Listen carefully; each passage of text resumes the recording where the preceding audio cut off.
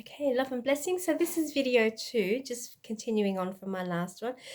So today's service was just so beautiful. My pastor gave a lovely service on deception by Satan and how Satan is the master deceiver, the Lord of lies. And I was quite taken with it. And he gave so many beautiful analogies, and one of them really resonated with me because it spoke to me because of my history with drugs and alcohol and the life I was living, and being saved by God only 2 and a bit years ago, because I had returned to drugs and alcohol after my marriage broke down after nearly 20 years of being drug free. So yeah. Anyway, so I just wanted to point out a few things that really resonated with me, especially around the deception of Satan.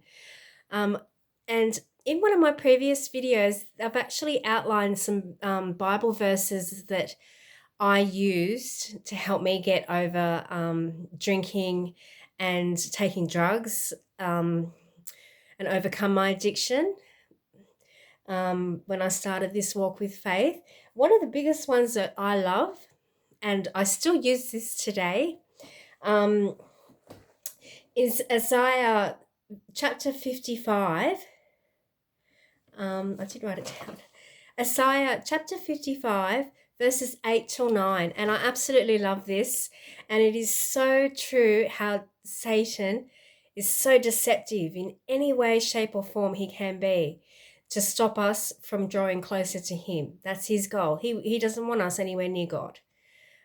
I was one of Satan's best customers back in the day in my youth. And when I started taking drugs and alcohol again only a few years ago, I was one of his best. And one of the verses that I still use to today is, for your thoughts are not, sorry, it actually says, for my thoughts are not your thoughts, neither are your ways my way. So what I'm thinking, that's not from God, because if I was generally walking in a godly path, I wouldn't even be thinking about drugs or alcohol or any of it. But because we're born into a sinful world and we have a sinful nature, we're always tempted. It's just a reminder that whenever you're having a craving, it's not you, that's Satan in your head wanting to pull you back to him. And Jesus is just reminding us here, for my thoughts are not your thoughts. Because Jesus Christ, all he has for all of humanity is empathy, love, compassion, beautiful words through the Bible. He speaks to so many people, so many words of love. And if it was Jesus Christ, you wouldn't be even thinking about having a cigarette or a joint or whatever drug of choice, whatever poison it is of choice. It's Satan using your thoughts against you to trick you back and make you fall off the wagon again. So that's one thing I still use today, and I use it quite strongly. For my thoughts are not your thoughts, neither are your ways my way, declares the Lord. And whenever I do have cravings and stuff, still to this day I have them. I remember that and I say it every time. And then I always say at the end of it, Satan, stand behind me, for your will is not the will of God, and it's only God's will I follow. And that just puts Satan behind you, because you certainly don't want to be led by Satan, which is what I was doing when I was taking drugs and alcohol and thinking I was having a great life. I was living a life of sin. I was living in Satan's playground, as I pointed out many times now on videos. We are living in Satan's playground, and we have to return to Jesus Christ if we want to come out of it alive and be with Jesus Christ at the end of it all. So that's one verse I still use today, and it has given me so much strength. So that's Satan working his lovely deception any way, shape, or form he can. And another thing I've noticed too is how spiritually starved the world is today around us. Like you just have to look. So many people are so spiritually starved and lost. It's just such a lost humanity happening at the moment. You've got the woke people of the world that are so lost and confused. You've got young children being subjected to learning about sexual things that they shouldn't be having any knowledge learning about at such a young age, being gay and straight and queer and bi and all of this nonsense. Like, children don't need that. They don't need that in their schooling and their education. They don't need to be raised by parents that are confused with their own sexual manner and ways. Like, I can't understand how people think it's normal to have gay people raising children together, and it's not what God wanted. It's not nowhere written in the Bible that we should be living like. Yeah, it really is concerning how spiritually starved the world is, and this is all Satan. This is Satan doing his workings here. And it wasn't until I walked this path and started reading the Bible and studying as much as I have to finally see the veil lifted and see the deception that's been going on for a long, long time, and it's only getting worse. And it really does concern me. It concerns me for the next generation of children. And this generation of children coming through, like, it really does, it's alarming to think of what's been taught in schools and pushed upon children, stuff that should not even be pushed upon children from a young age or any age, full stop. It even says here, like, the signs of the times and the end of age. Now, this is taken from Matthew chapter 24. And it says here, like, now, as he sat on the mountain of Olives, the disciples come to him privately saying, "Tell us when these things will be, and what will be the sign of your coming and the end of age." Now, this is what we're living in now, the end times. And it's so predominantly in everyone's face. But because so many people are blind and spiritually starved, they don't see it. And that's why there's so much preaching going on throughout the world, especially like in Australia. Like, I grew up in Sydney, and every Friday night now in Sydney, there's all different Christian denominations just preaching and praising and trying to get people to come and return to Jesus Christ. It wasn't there 30 years ago. So there is a massive spiritual revival happening, a Christian spiritual revival, because a lot of people are now needing hope and some kind of hope and salvation, because humanity is just so lost. And it's all through the deception of Satan. Because let's remember, as I've said, God kicked Satan out of heaven, sent him to earth to have rule over earth where we live. We are living in the devil's playground, and the devil will hold us in any way, shape, or form in his dominion. And rather than us returning anywhere near Christ. And I've noticed as I've gotten older, faith is a taboo subject now. Talking Christianity is taboo. Whereas before it was sex.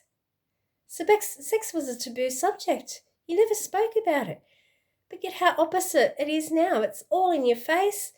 People are YouTubing themselves, making money off all these web pages and stuff like that, thinking that it's socially acceptable way to live and make money by exposing yourself to just having sex online for people to watch you. But we can't talk about anything to do with religion and Christianity and the return of Christ. Again, Satan working any way he can, his powers of deception. Anyway, enough with my ranting. I do get on a bit of a tangent.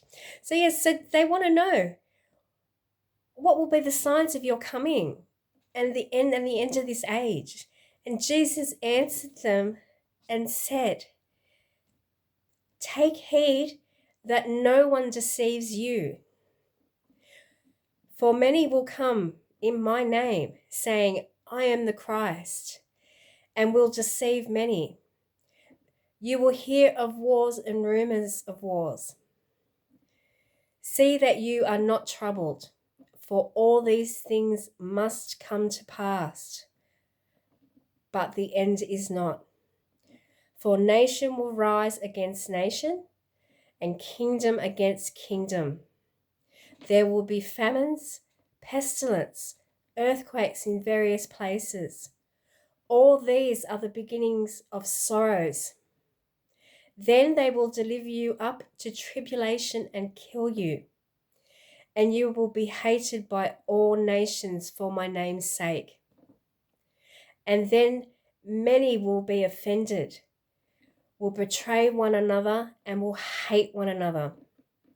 Then false prophets will rise up and deceive many. And because lawlessness will abound, the love of many will grow cold. But he who endures to the end shall be saved. And this gospel of the kingdom will be preached into the world as a witness to all nations, and then the end will come. So as you can see, as I've been saying, we are living in the end times. And this is what Jesus Christ said to his apostles. Now, as I'm a new person of Christianity and being saved by God again, when I read that and look at it and then see the world today and the truth that these words were spoken over 2,000 years ago, and here we are 2,000 plus years later, and it's really happening. How many wars have you heard of in your lifetime? I don't know about you, but I've just turned 50 and I don't think I've heard so many wars going off in the world at one point. You know, tribulation and kill you. Well, I know what that's about. That's Christianity. Like you will have tribulation and will be killed and will be hated by all nations for my name's sake. Again, as I said in one of my other videos, this war that's been unfolding has been going on since the time of Christ.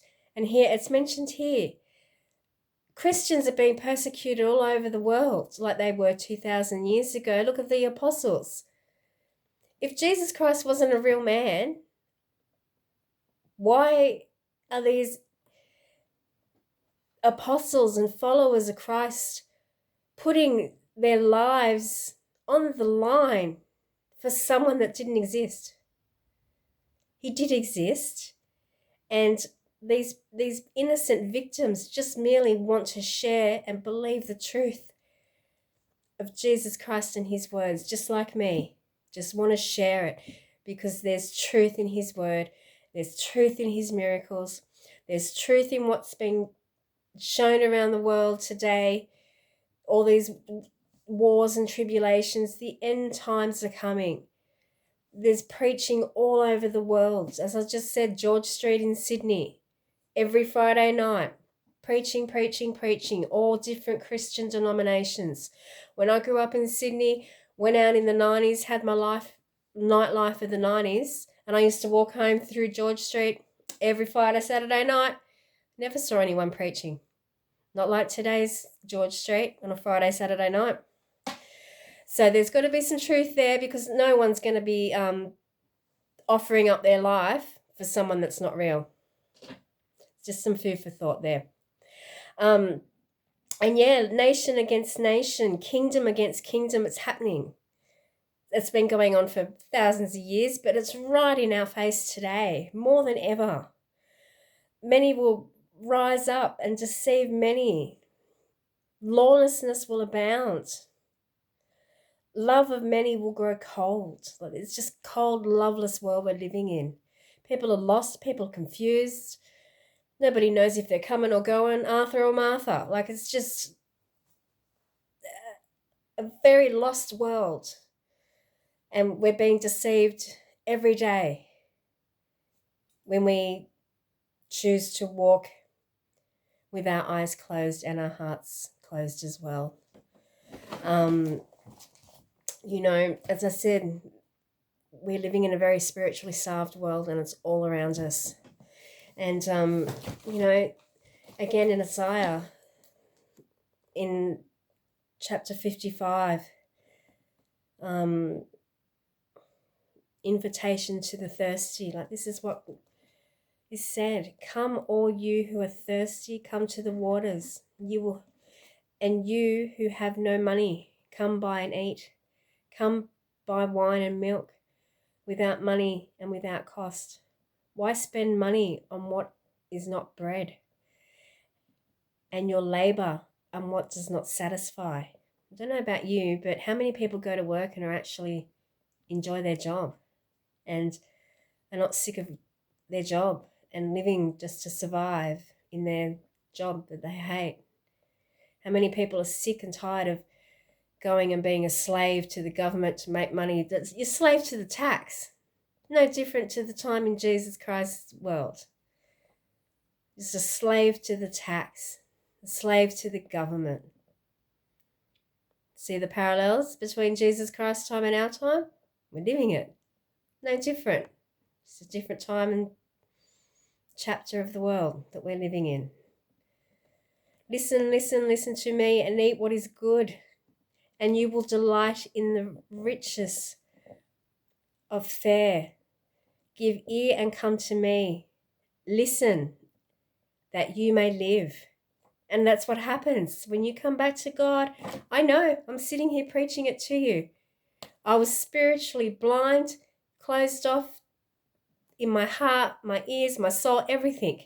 But now, oh, look, I am blessed. I am living so differently, living a life full of happiness, love, joy, because I gave it all to God and because I believe and trust in God. My full faith is with him.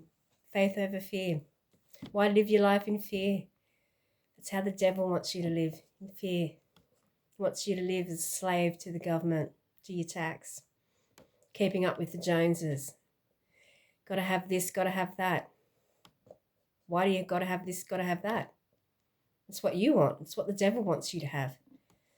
God doesn't want you to have all stress and anxiety and worry problems and being a slave to the government and the tax. And where does it say in the Bible? It's not true. It's what the devil makes you believe from a young age. Deception. Deception in schools. Deception in education. Anyway. Okay, so give ear and come to me. Listen, that you may live. I will make an everlasting covenant with you, my faithful love promised to David. See, I have made him to witnesses to the people, a ruler and commander of the people. Surely you will summon nations you know not, and nations you do not know will come rushing to you. Because the Lord your God, the Holy One of Israel, for he has endowed you with splendor. Seek the Lord while he may be found. Call on him while he is near. Let the wickedness forsake their ways. Let the wicked forsake their ways. Let the unrighteous their thoughts. Let them turn to the Lord, and he will have mercy on them. And to our God he will freely pardon. For my thoughts are not your thoughts, neither are your ways my ways, declare the Lord. As the heavens are higher than the earth, so are my ways than your ways, and my thoughts than your thoughts. As the rain and the snow come down from heaven, and do not return to it without watering the earth, and making it bud and flourish, so that it yields seeds for the sower and the bread for the eater. So is my word that goes out from my mouth. It will not return to me empty, but will accomplish what I desire and achieve the purpose for which I sent it. You will go out in joy and be led forth in peace. The mountains and hills will burst into song before you, and the trees of the field will clap their hands. Instead of the thorn bush, can't speak today. Instead of the thorn bush will grow the jungle, and instead of barriers of myrtle will grow. For this will be the Lord's renown. Oh, I can't read today. Renounce. For an everlasting sign that will endure forever. And then here in chapter 56, salvation for others. But this is what the Lord says: maintain justice and do what is right. My salvation is close at hand. My righteousness will soon be revealed. Blessed is the one that does this, who keeps the Sabbath without desecrating it, and keeps their hands from doing any evil. It's just, the Bible and God's words when he speaks to you. It's just so beautiful. Like I said, we live in a spiritually starved world, and all he wants is for us to come back to him, believe in him, abide in him, continue to share and spread his words. Because we're living in the devil's playground. Humanity is so lost, spiritually starved, misguided. Who's going to rescue these people? There's only one person that can rescue us, and that's Jesus Christ. And as soon as you come back to him, you will be rescued and saved, as it says all through the Bible.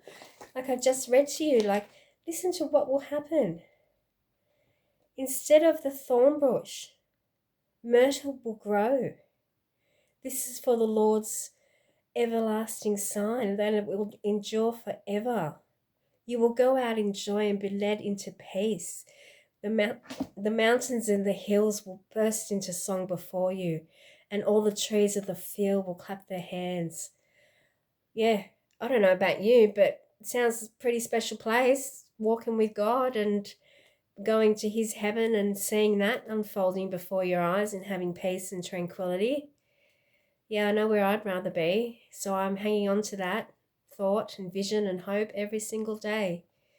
And I can't wait to meet Jesus Christ. I can't wait to be amongst God, my Saviour.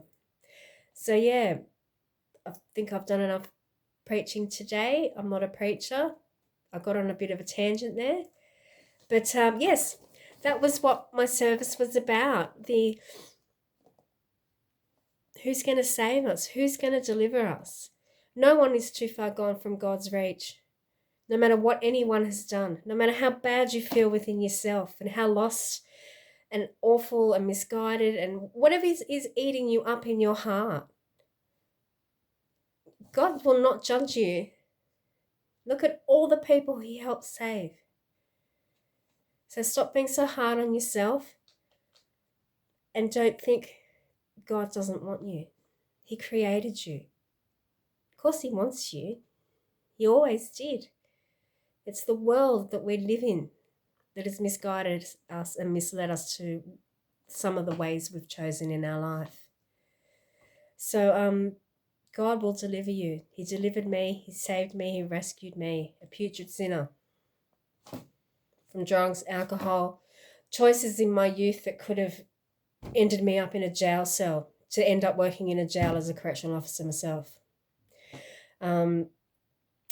So today as well at church, so it's our evangelistic Saturday. So that's where me and this other lady I get along with in church, we go out, we go and do our homeless work. And we were so blessed today. We helped so many homeless people with giving them some soup and bread rolls and blankets and underwear and all of that. I'm actually meeting up with one of them tomorrow to go and give him some cans and bottles so he can go and cash them in. And, hopefully that will help him with his journey, because he's living in a refuge place at the moment. He needs to have 6 months of regular rental repayments where he's living before he can be offered any kind of full-term what's it called, full-term accommodation and stuff like that. So please pray for Tony tomorrow, that he meets up with me so I can give him all these cans and bottles so he can go and cash it in and help him with his journey and getting some permanent residential care for himself. I'm pretty sure I've seen him before and helped him out before with some chicken and rolls and salad and stuff. But yeah, we did. We had a beautiful day. We were blessed doing homeless work today. We saw a few campsites. We left some food and rolls and reading material and stuff like that where we were from, a card showing the church we attend and stuff like that, and just gave them a prayer of praise. So yeah, beautiful day after church. I also had some other inspiration that I'm going to put to my church members next week. So hopefully that will come to fruition as well, just like this YouTube channel has. So God bless. Have a lovely evening. And sorry if I've been a bit too preachy in this one. It wasn't my intention to preach. I'm not a preacher, but I can get a little bit sidetracked. But that's what the pastor's service was about today, deception and who's going to rescue. And no one's ever too far from Christ to be rescued. He created you. He's not going to let you fall. He'll save you just as he did me. So God bless and take care and have a beautiful weekend with your family, and may God's face shine upon you.